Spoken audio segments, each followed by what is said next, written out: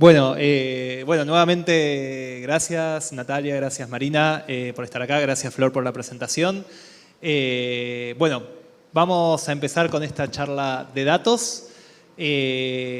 Como primer concepto que quiero compartir o detalle, bueno, ¿cuáles son las 5 empresas que más cotizan en la bolsa en el mundo, no? Son 4 de tecnología y 1 de petróleo, ¿no? Y la de petróleo subió los últimos años producto, obviamente, del contexto geopolítico, pero la primera, si no me equivoco, es Alphabet, que es la de Google, y la segunda es Meta. También está iPhone y también está Amazon, que son empresas cuyo productos se pueden llamar que son los datos también, aparte de que producen otras cosas, ¿no? Pero estamos hablando de un mundo en que el bien de mayor valor agregado es el dato, ¿no?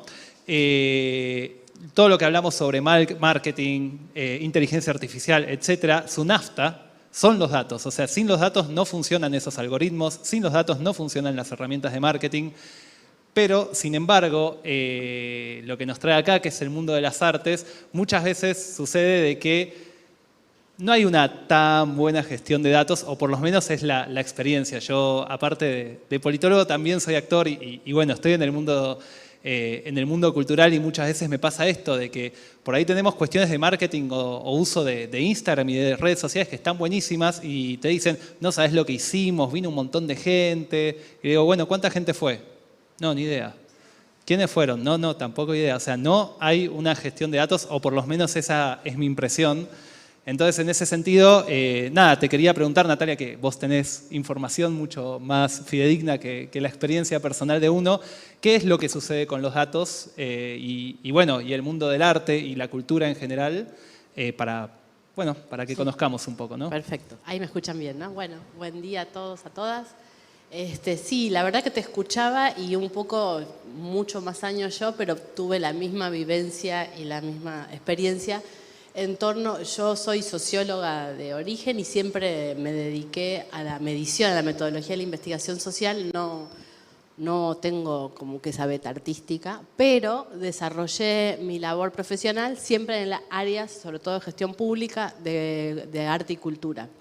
Y es cierto que es un espacio, y diría hace unos 15 años mucho más, y para atrás, ¿no? O sea, como en los últimos años la digitalización vino de la mano de la extractividad de datos como algo que se naturalizó, y entonces hay ahí como una gimnasia distinta, o un vínculo, no sé si sano, pero diferente con los datos. Pero hace varios años, en el momento de cuantificar, de poder tener alguna información numérica respecto a cualquier evento, y más aún cuando se trataba de dimensiones económicas, ¿no? Cuando vamos a monetizar para poder sacar conclusiones o para poder hacer un análisis, en general eso no necesariamente era bienvenido y sí percibíamos alguna resistencia en torno a eso, que me parece que tiene que ver con la particularidad del arte y la cultura como una producción, como cualquier otra producción, que sin embargo tiene la característica de no realizarse siempre con motivos económicos. O sea, muchas veces se desarrolla una actividad cultural artística por amor al arte. Y entonces hay mucha tensión en torno a la realización económica, y eso se traduce a la hora de querer ponerle un número.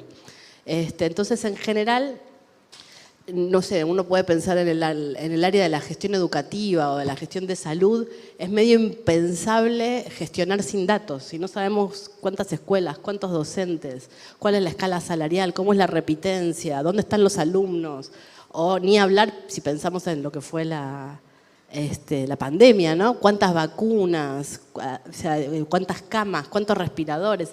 Los datos, la información permitían la toma de decisiones en momentos cruciales y a la hora de diseñar una política. Bueno, en el área de arte y cultura esto no está tan claro porque son conceptos difíciles de aprender, de decir, bueno, qué es cultura, qué es arte, qué vamos a medir, con lo cual hay una gimnasia por delante que no obstante ha venido desarrollándose mucho. Yo desde que empecé a trabajar en el 2000 poco, en el área de cultura de Nación, Secretaría de Cultura en ese entonces, generamos el SINCA, el Sistema de Información Cultural de la Argentina, a raíz de distintas preguntas que tenían las provincias, los colectivos, las organizaciones, los sindicatos, que les permitían entenderse. Empezó a haber preguntas y cuando hay una pregunta es donde el dato empieza a tener validez. Entonces a mí me parece que la clave está en eso, en tener buenas preguntas y a partir de esas preguntas poder desarrollar metodologías de datos que sean válidas y confiables, porque ahí viene la otra cosa. Primero es, si no tenemos una pregunta, el dato no aporta nada. Es más, he visto muchos relevamientos que se hacen por recomendación internacional que después no los mira nadie porque no había una inquietud. Entonces son un montón de tablas insoportables y aburridas que ahí quedan. Cuando uno quiere saber, entonces el dato viene a responder esa pregunta. Ahora sí hay que darle un espacio al diseño metodológico, porque no cualquier número es válido, cualquier dato sirve. Puede haber datos que no sean correctamente construidos para esa pregunta, que no desarrollen una rigurosa metodología y entonces se vuelven falsos. Y es peor que no tener un dato. Si uno diagnostica sobre, qué sé yo, un ejemplo que me resulta fácil de explicar es, tenemos que en una provincia queremos hacer un programa de subsidios a emprendimientos culturales. ¿Y cuántos son los emprendimientos culturales? Y hagamos un registro voluntario. Y entonces hay un plazo de tiempo para completarlo y sobre eso tomo decisiones. De ninguna manera puedo inferir en que esos son los emprendimientos culturales de mi región o de mi provincia porque hice un registro voluntario. El que no se enteró, el que no quiso, la que no pudo, bueno, no va a estar ahí. Y estoy tomando decisiones sobre un universo que no es el real. Entonces, digo, ese tipo de cosas hacen que también haya que dedicar tiempo, cabeza, recursos, personas a la metodología. Y en ese sentido luego es cuando uno es el que sabe, puede más que el que no sabe. Entonces, nosotros lo que siempre fui yo, donde participé, de los proyectos que participé, que fue la Encuesta Nacional de Consumos Culturales, por ejemplo, o la medición económica de la cuenta satélite de cultura que hicimos con INDEC, fuimos desarrollando este camino que no es sencillo, pero luego apareció esto como luz. Los datos aparecen como que iluminan ante las preguntas, ante las dudas, y cuando uno puede empezar a planificar con datos, con información, luego puede también hacer evaluaciones de impacto. O sea, esto que quise hacer salió bien, mal, cuánto, dónde, qué ajusto. Y eso mejora la gestión y entonces hace que se genere otro vínculo desde las áreas de la cultura con los datos, en el uso, en la práctica, digamos. Entonces, eso me parece que es interesante, sobre todo estos últimos años, ¿no? Sí, también pienso muchas veces que un artista, ¿no?, independiente puede tener como cierta negación a los datos por el hecho de decir, no, yo no, o sea, no sé, yo no soy Netflix, ¿no? Yo no voy a producir por lo que le gusta a la gente que haga, ¿no? ¿Cómo sea esa relación? Sí, eso, que ahí lo que tiene que ver es cuáles son los objetivos a la hora de producir, que puede que no sean, o sea, hay una idea medio de sentido común que es que la producción cultural tiene que ser masiva, tiene que ser, no sé, el top one de Netflix para que funcione y esto fue siempre así.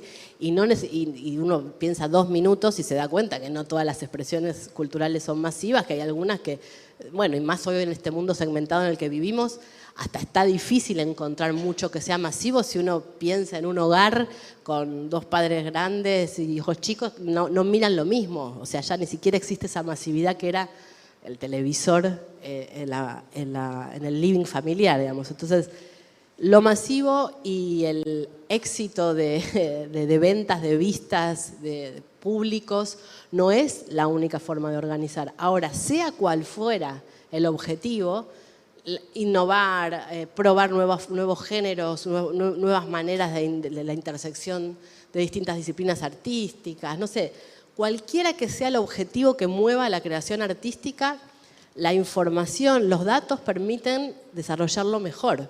No necesariamente para decir tuve éxito o no, en una cosa que podríamos discutir largamente, la idea de lo que es el éxito, pero sí siempre hay que organizar.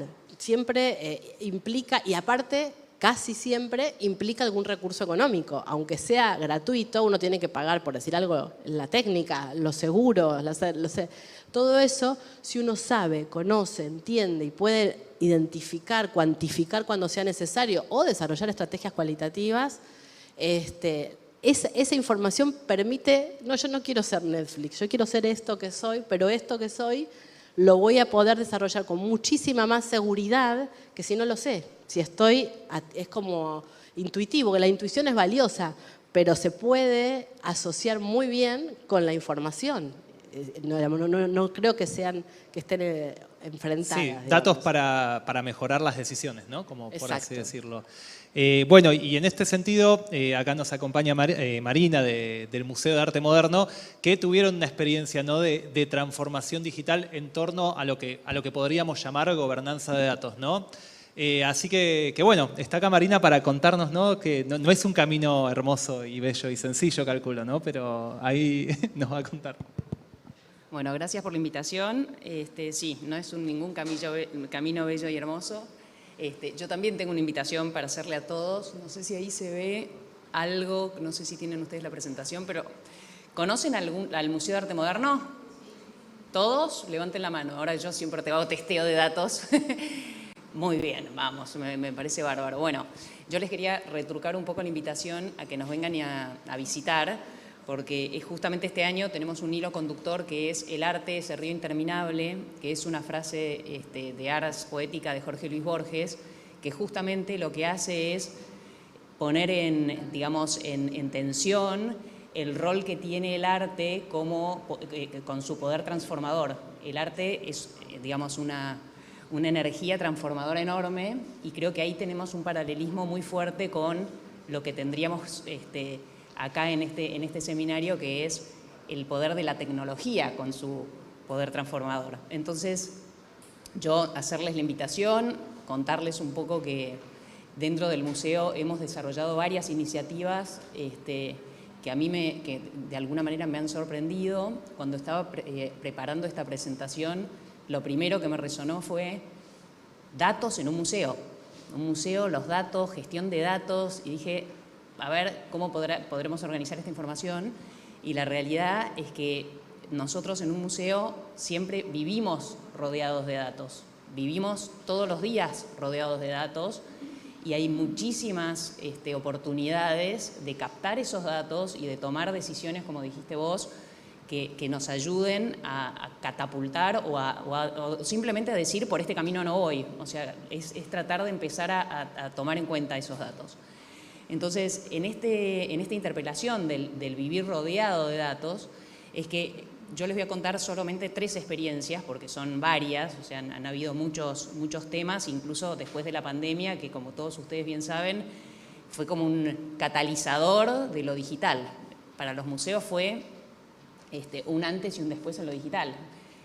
Hasta ese momento los museos eran como más abiertos a los visitantes, y lo digital era una simple herramienta de comunicación, y de repente en la pandemia se convirtió en el eje de las exposiciones. Entonces, hoy estamos ya transitando un post-pandemia con mucho más hibridez y con las dos formas de interacción con los públicos en simultáneo. Entonces, lo primero que les quería comentar es que para nosotros fue un gran desafío. Son 3 proyectos los que les voy a contar. Uno que tiene que ver con datos y un CRM, otro proyecto que tiene que ver con la gestión de las colecciones en un museo, que es el alma de los museos, y lo último tiene que ver un poquito con la sustentabilidad y la gestión de los datos. Cuando nosotros empezamos a activar el proyecto de desarrollo de datos y gestión de datos, una de las principales iniciativas fue activar el Salesforce, que yo no sé si ustedes lo conocen, pero es un CRM que es bastante intuitivo, pero que lleva su proceso de formación interna en un museo, cuando de repente del otro lado nos encontramos a veces con artistas, con productores, con gente súper diversa en cuanto a su mentalidad, su formación y su interés por los datos, que ese es otro de los temas, porque hay gente que es afín a los datos y otra gente que prefiere no cruzarse con los datos. Entonces, fue un gran desafío. Nosotros empezamos a trabajar de la mano de Wingu, que nos ayudó mucho en la implementación, porque para nosotros fue muy importante llevar ese proceso a todos los equipos, y nos encontramos con varios desafíos. El primero fue lograr que justamente ese cambio de mentalidad empiece a ocurrir, es decir, que se empiece a encontrar valor en los datos y que eso se viera en el día a día. En un CRM nosotros encontramos, por ejemplo, que es en el Salesforce, la posibilidad de llegar a nuestros donantes o a nuestros artistas o a toda la audiencia que sigue al museo de una manera mucho más ágil y directa, que de otra forma estábamos con planillas Excel en simultáneo, que se superponían los datos, que no llegábamos con la información, que la planilla se rompía en el camino. Bueno, fue como muy enriquecedor el proceso de ver que una vez que teníamos los datos en una base, esa base es como más institucionalmente eterna, por decirlo, porque queda en el sistema y por más de que pasemos nosotros las personas que estamos hoy en un rol, va a seguir estando en la organización. O sea que eso es un gran valor. Y una de las resistencias que más nos encontramos fue justamente cómo hacer que los equipos le dediquen tiempo. Casi que en un momento se nos ocurrió hacer premios para quienes lleguen a sus estrellitas de Salesforce, pero en la segunda instancia por pospandemia no fue tan necesario porque ya los equipos veían que era necesario, digamos, dar ese giro. Así que por suerte ese entusiasmo avanzó. Y otro de los temas que fue un desafío fue encontrar el momento institucional del museo para poder digamos, incorporar la herramienta y que recale. Prepandemia fue imposible. Nosotros hablamos de Salesforce y era como hablar de otro planeta. Y luego de la pandemia ya empezó a hacer sentido. Entonces, es esta importancia de que a veces uno está apurado, digo, bueno, quiero meter ya los datos ahora, y en realidad a veces hay que acompañar el proceso de la organización y de las personas que están en la organización para que se dé ese espacio. Esa construcción de espacio a veces no se da y uno la empuja y no ocurre. Entonces, para nosotros fue muy importante poder lograr esto en esta segunda instancia. Y un caso que no fue tan de éxito, pero que también quería compartir con ustedes hoy, fue NetSuite. Nosotros NetSuite, que no sé si ustedes lo conocen, es una plataforma, es un software de gestión contable, que todas las organizaciones, incluso los museos, necesitamos, porque si no estamos con los presupuestos en todas las planillas y las áreas del museo y no los integramos, entonces uno cree que tiene los fondos, el otro se los giró, pero hay esas desinteligencias. Y entonces dijimos, bueno, vamos por este proyecto. Y no, cayó el proyecto en el momento en el cual nosotros estábamos recién inaugurando la nueva sede del museo. Vieron que el Museo de Arte Moderno se amplió hacia la esquina y estábamos con una locura de otros temas, desde que nos anden los foquitos hasta que la electricidad, o sea, es como que teníamos la cabeza en otro lugar y el equipo de finanzas no pudo de alguna manera hacer el mismo recorrido que habíamos hecho en Salesforce porque había, digamos, un momento histórico que apremiaba hacia otro lugar. Y a la vez se sumó otro problema que acá ustedes bien saben en nuestro país, que es que nos cobraban, si bien las licencias eran gratuitas, las capacitaciones eran bastante caras y en dólares, entonces para nosotros era imposible desde un museo público hacer esas capacitaciones. Con lo cual, el proceso quedó en stand-by y yo quería comentarles a ustedes que, bueno, no todo lo que brilla es oro, digo, hay veces que también hay que darse los tiempos y hay cosas que salen bien y otras que no salen tanto. Por otro lado, en una segunda instancia, tenemos un software de colecciones que ha tenido toda una evolución en el museo de muchos años, incluso previos a la gestión actual, que empezamos con Lotus Note.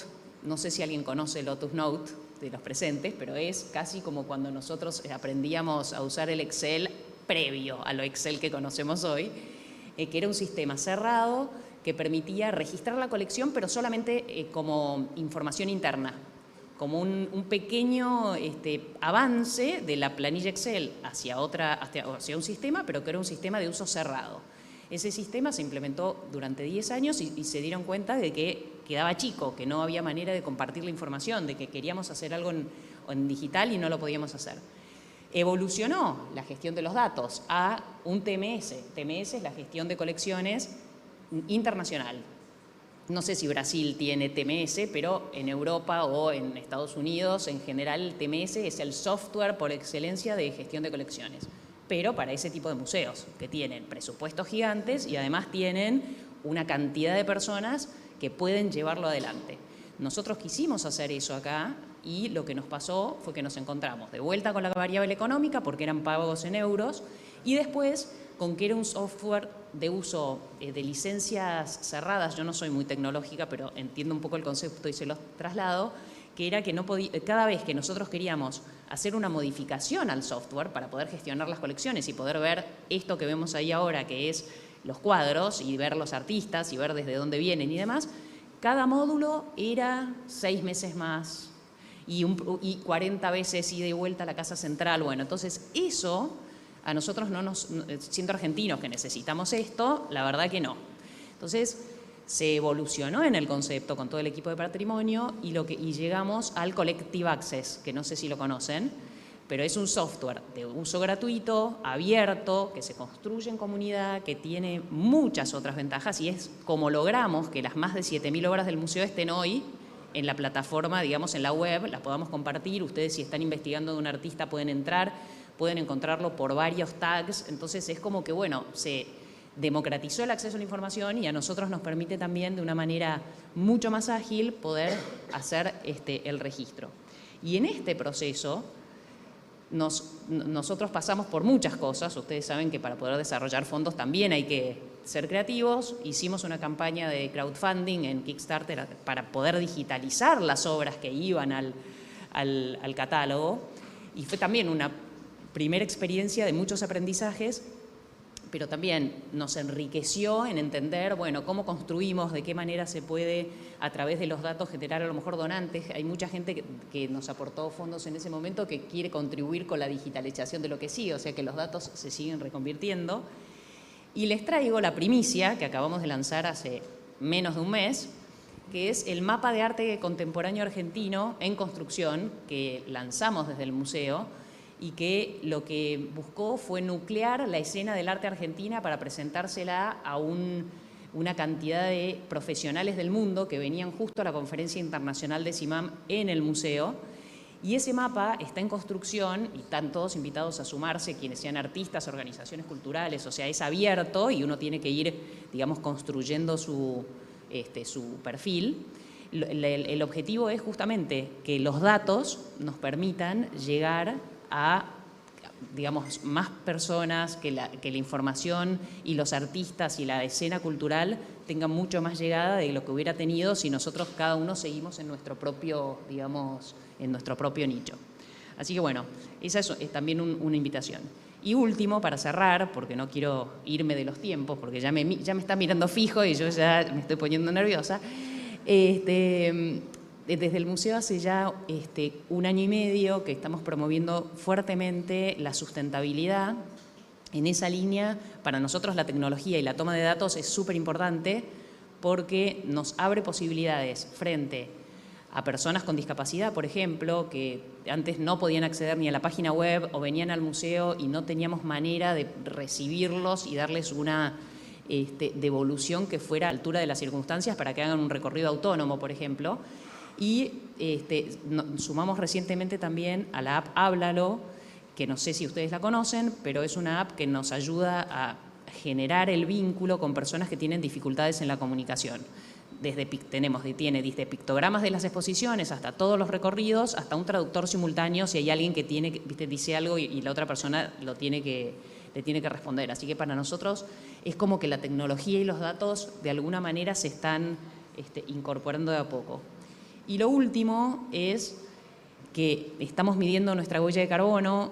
Fue un trabajo bastante complejo. ¿Alguno conoce un poco de qué va la medición de la huella? Levánteme de vuelta la mano, vamos a testear.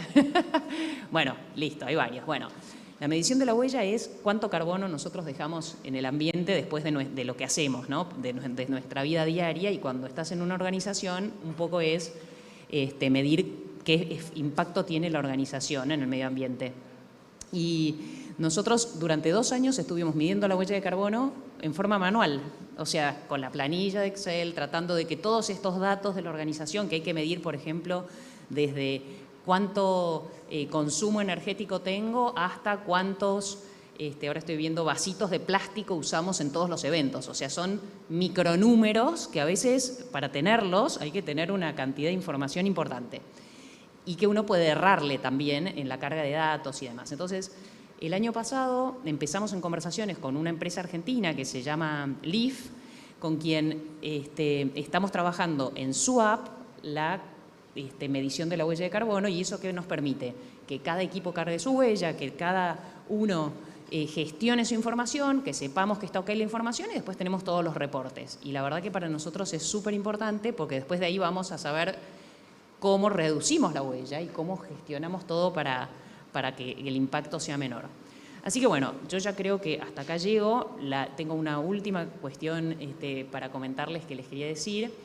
Hay que tratar de perderle el miedo a los datos, o sea, los datos no muerden, los datos están y estamos rodeados de datos. De hecho, todo el tiempo vamos a estar con los datos dando vueltas. En este momento, todos están generando datos porque todos están con las redes, o sea que todo el tiempo hay datos dando vueltas. Lo que hay que ver es como con la inteligencia artificial, al menos es una manera de verlo. Tenemos que ver cómo construimos con y no que sea una amenaza tal de que me cierro a las nuevas posibilidades. Entonces, creo que hay que encontrar ese delicado equilibrio y en ese sentido, bueno, después, bueno, es lanzarse y hacer un poco de camino al andar. Así que, bueno, gracias. Gracias, Marina. No, estoy ciego con respecto al tiempo, así que no sé cuánto... Ahí va, perfecto. Sí. Bien, tenemos 5 minutos. Bueno, algunas reflexiones que me parece súper interesante de lo que dice Marina. Esta cuestión de la barrera cultural, ¿no?, que a veces hay con respecto a la incorporación de tecnología. Yo siempre doy la misma referencia, o sea, yo me acuerdo en mi mente, me acuerdo el día que un amigo me dijo, che, usa WhatsApp, y yo dije, no, quiero usar mensaje de texto. Algo que nos parece impensado hoy por hoy, pero siempre hay una barrera por más de que sea una herramienta que nos facilite el trabajo. Y lo que pasa con los datos muchas veces es que para empezar a utilizarlos no es que nos va a facilitar o generar menos trabajo, nos va a obligar a hacer una mejor carga de datos también, y eso nos va a permitir otro tipo de cosas a futuro, ¿no? Y en ese sentido quería ir preguntarle a las dos y para ir cerrando, ¿cuál es su visión con respecto, ¿no?, al rol de los datos en las industrias culturales, o qué deberían hacer las industrias culturales con los datos? Sí. Bueno, a mí me interesa mucho eso que preguntás. Es casi que en lo que estoy pensando con alguna preocupación, no les voy a mentir, a partir de la aceleración que estamos viviendo de la convergencia digital, que es un proceso, ustedes saben que las industrias culturales en Argentina, ¿no?, el sector editorial, el sector fonográfico de la música, de la radio, de los medios, el sector del audiovisual, del cine, de la televisión, son sectores con una enorme tradición, tienen la misma historia que nuestro país. Con la Gaceta de Moreno hace 200 años empezó a forjarse nuestra patria, o sea que es un sector productivo de creación de contenidos culturales y artísticos que tiene una enorme relevancia en términos identitarios y en términos de formar comunidad, pero también con un importante rol en términos económicos. Son industrias que generan empleo, que hacen un aporte a valor agregado, que tienen vínculos con el resto del mundo a través del comercio exterior de bienes y servicios, que tienen potencialidades y han tenido importante aporte económico y de empleo calificado en nuestro país, y que tienen, en tal sentido que esto no necesariamente es idéntico en toda la región de América Latina, tiene que ver también con las particularidades políticas, culturales, históricas de cada país, pero la Argentina en su historia hizo una apuesta, podemos decir, desprolija, no muy sistemática, pero de acompañar desde la regulación y desde el Estado la formación de la industria cultural nacional, a través de institutos como el INCA, que financiándose desde distintos impuestos específicos, a través de marcos regulatorios que generan exenciones impositivas y entonces el libro no paga IVA, digamos, distintas andamiajes regulatorios y financieros que permiten, y tengo que mencionar muy importante también a través de las cuotas de pantalla, de música nacional, digamos, de distintas regulaciones que lo que hacen es intervenir en el mercado. ¿Para qué? Para proteger, más allá del interés económico, proteger por encima lo nacional, aunque eso no recaude tanto como la pochoclera película de Hollywood, digo, para decirlo mal y pronto y que se entienda la idea. Todo eso que con sus más y sus menos generó una importante industria, vamos a decirle, cultural en Argentina, se vio transformada de manera dramática, o sea, revolucionaria, a partir de la convergencia digital, que empezamos a partir de los datos, ¿no? O sea, las encuestas de consumos culturales que se hicieron en 2013, 2017 y 2023 permitieron ir viendo cómo los hábitos de los argentinos y las argentinas se transforman a partir de lo digital en su vínculo con los contenidos culturales. Y estas transformaciones, les decía, fueron dramáticas. Podemos identificar un hito que fue con la masificación de los smartphones en 2012, cuando se volvió igual de costoso tener un smartphone que un no smartphone. Entonces se masificaron y empezamos a usar el celular para mirar contenidos culturales, que no fue hace tanto, si uno lo piensa en términos históricos, y como bien decía ella, la pandemia transformó todo en términos de cultura, o sea, le metió quinta, o sea, aceleramos fuerte en este proceso hacia la convergencia. Hoy tenemos una situación en donde se da una paradoja, y ahora ya voy a llegar a por qué todo esto necesito contárselos para decir por qué estoy preocupada y creo que son importantes los datos. Tenemos una paradoja que nos muestran los datos, como la Encuesta Nacional de Consumos Culturales, pero también encuestas de conectividad que están circulando y las distintas métricas que nos quieren mostrar las grandes empresas que vos mencionabas al principio, porque tengo que decirlo, no son públicos los datos. Los datos que todos nosotros con cada cosita que hacemos en la pantallita del celular y cuando aceptamos términos y condiciones de cualquier aplicación, estamos aceptando que se extraigan nuestros datos y que se comercialicen nuestros datos. Los datos se venden, no es que, y es una parte, diría, la más clara de cómo se financian estas nuevas empresas de tecnología. Después, esto de la valorización en la bolsa, bueno, es un poco más difícil en términos económicos ver la sustentabilidad y de hecho ya tenemos registro de distintas empresas de nuevas tecnologías que han tenido que reducir dramáticamente sus empleados, que han bajado sus costos de un día para el otro, o sea, tienen una volatilidad en la realización económica porque, bueno, estamos aprendiendo como capitalismo de esto, pero donde no quedan dudas que se genera buenas ganancias es en la venta de datos para publicidad.